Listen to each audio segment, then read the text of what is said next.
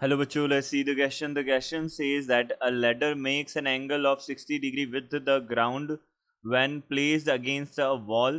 If the foot of a ladder is 2 meter away from the wall, then the length of the ladder in meters is.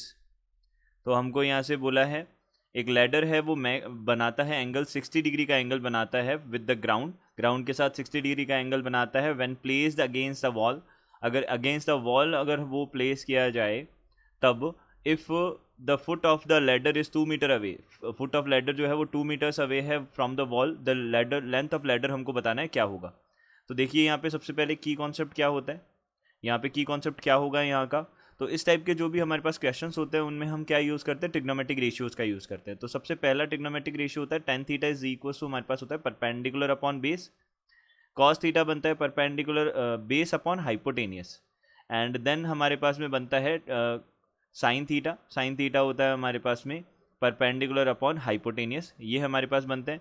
तो हम यहाँ से क्या बोलेंगे, सबसे पहले हम डायग्राम बना के सबसे पहले क्वेश्चन को समझ लेते हैं। तो ये हमारे पास में एक वॉल है,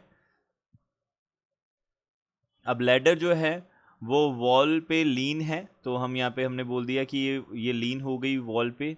तो ये कुछ इस तरीके से हमने लीन करवा दी इसको, एंड देन उसके बाद में हमने बोला ये वाला एंगल हमारा 60 डिग्री है, और ये जो है लैडर जो है वो फुट ऑफ जो हमारे पास में वॉल है उससे 2 मीटर्स अवे है। तो यहाँ से हमने बोला ये वॉल से क्या है 2 मीटर्स अवे है। अब यहाँ पे हमने बोला ये ए हो गया, ये बी हो गया और ये सी हो गया।